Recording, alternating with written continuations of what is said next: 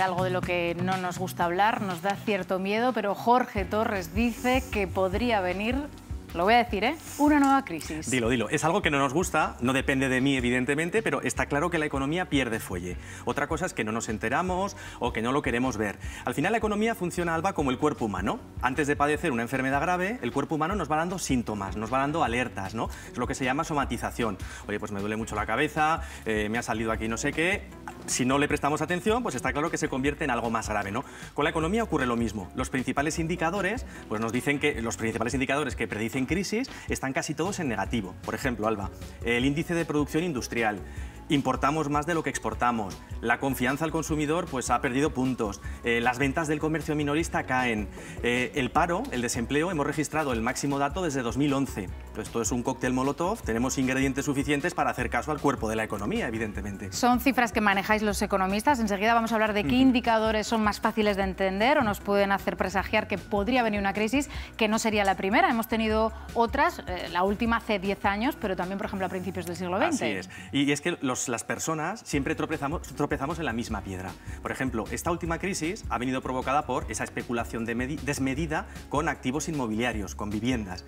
Si nos vamos 90 años más atrás, el crack del 29 pasó exactamente lo mismo, pero con acciones.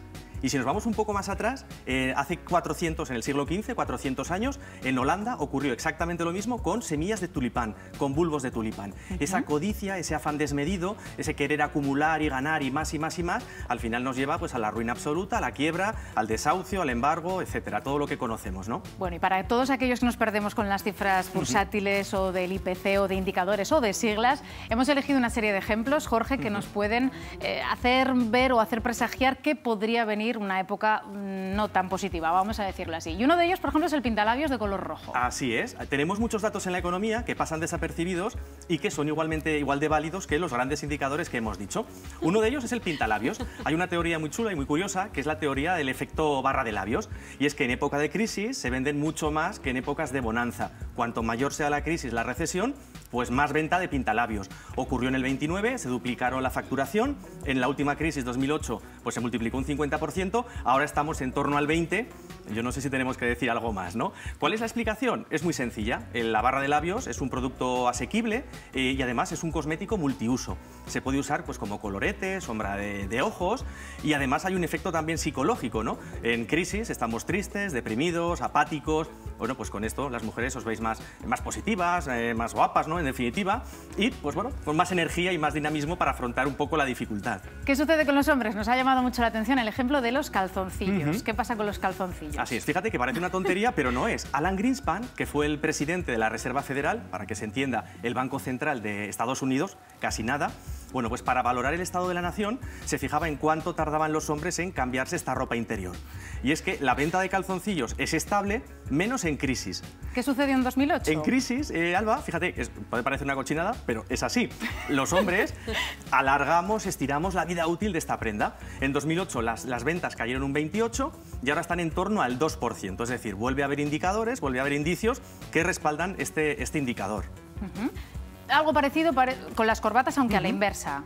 Las corbatas, correcto. Es otro indicador y es que en época de crisis se venden más corbatas. ¿Por qué? Pues bueno, estamos en desempleo y tenemos que afrontar procesos de selección y claro, comprarnos un traje caro con falta de liquidez es complejo. Bueno, pues te compras una buena corbata que das imagen al empleador, transmites pues bueno, pues una serie de valores. Esto pasa como en las bodas, ¿no? Que aprovecháis el mismo traje cambiando solo la corbata. Eso igual. es, exacto. Entonces, en la última crisis subió un 27, ahora está en torno al 5 y es otro indicador, ponemos el termómetro ahí, y es otro indicador que nos dice que, bueno, pues que las cosas, que viene una crisis, que no hay que negarla. Y hay otro que nos llama la atención y es el uso de las faldas. Dices que alargan su longitud, incluso cambian de color, dependiendo de la época en la que estemos. Estamos viendo algunas de las imágenes de las faldas de esta temporada, pero además tú lo has testado esta misma semana en Zaragoza. Así es, así es. Mira, hay una teoría muy curiosa que relaciona la longitud de la falda con la evolución de la economía. Cuando hay crecimiento, respiramos confianza, pues bueno, la falda tiende a cortarse. Aflora pues las minifaldas de colores llamativos, vivos. Cuando viene una crisis, como es el caso, nos pues, tapamos. Todo lo contrario, exacto. No hay tanto deseo a mostrar y las faldas, estamos viendo, pues incrementan su longitud. Pues un poco por eso, ¿no? Estamos más deprimidos, más apáticos, tenemos menos ganas de enseñar, ¿no? Y es pues precisamente por esto. Tenemos más ejemplos porque las crisis y la economía también van ligadas a los rascacielos. Y hemos elegido algunos ejemplos. Vamos a viajar un poco en el tiempo. Cuéntanos. Eso es. Un indicador también es el ladrillo. Si nosotros nos damos una vuelta por Zaragoza, empezaremos a ver promociones inmobiliarias en Puerto Venecia, en Rosales, en Romareda. Esto es una mala señal en este sentido, ¿no? Empieza a haber alegría, empieza a haber movimiento y, bueno, pues esto no es bueno. Esto es como va a quedar el entorno de Delicias. Torre Zaragoza, uno de los rascacielos que viene a convertirse en el punto más alto de la ciudad. Correcto. Comentamos la teoría. Mira, surge en el 99 y es la teoría del rascacielos.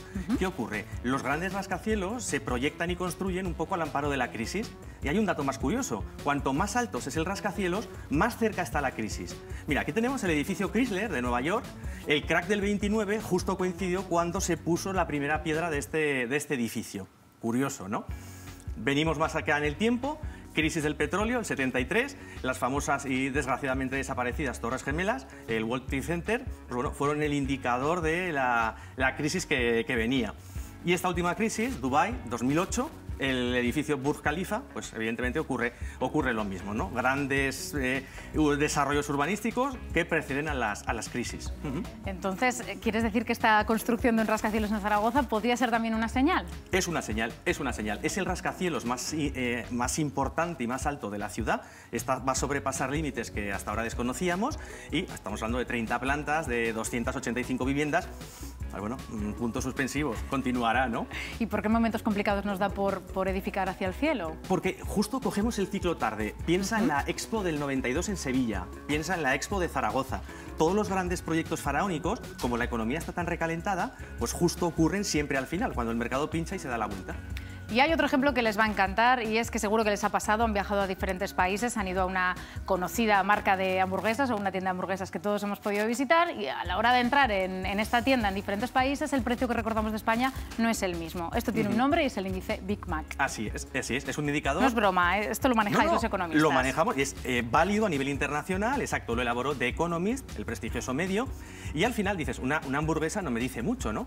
No dice mucho, pero si lo comparamos su precio con el de otros países, pues entonces sí que nos dice, ¿no? Se basa en la paridad de poder adquisitivo, ¿y esto qué es en otras palabras? Pues que en teoría, por un mismo producto, un holandés, un alemán, un suizo, un ruso, tendríamos que hacer el mismo esfuerzo por conseguirlo. Es decir, la misma hamburguesa en Suiza cuesta casi 6 euros y en Rusia €1,5. €1,5. Aquí en España 4,2 más o menos, ¿no? Entonces, esto nos indica un poco pues, cuál es el coste de vida del país y si la economía pues, bueno, se puede estar recalentando en esos países o no. Como digo, por un mismo bien, en principio, tendríamos que pagar lo mismo, ¿no? Los salarios tampoco son los mismos en todos los países, así que todo va de la mano, pero esto os hace ver las diferencias. Así es. Bueno, no querría desearte que te equivocaras, porque eso sería que estás haciendo mal tu trabajo. Veremos a ver qué nos acecha, pero también queremos acabar con un punto de vista positivo en torno a las crisis. Así es. Todas crisis, al final, los seres humanos y las empresas, Alba, nos dejamos llevar por la inercia, ¿no? Y cuando todo va bien, cuando el viento sopla a favor, hacemos lo mismo, a la misma hora, con la misma gente, y así no hay ni crecimiento ni progreso. ¿Qué ocurre con las crisis? Tenemos necesidad y nos motiva a cambiar. La necesidad es el motor del cambio. Por tanto, en periodos de crisis es cuando más se agudiza el ingenio, se estimula la creatividad, al final sacamos lo mejor de nosotros mismos y si tiramos de hemeroteca, las mejores empresas y las mejores ideas pues siempre salen en proyectos de dificultad, en periodos de dificultad, no en periodos de bonanza, ¿no? Bueno, pues esa es la parte positiva, que podamos sacar creatividad que siempre hay. En épocas complicadas, ¿no? Lo seguiremos contando aquí. Así Muchas es. gracias, Jorge.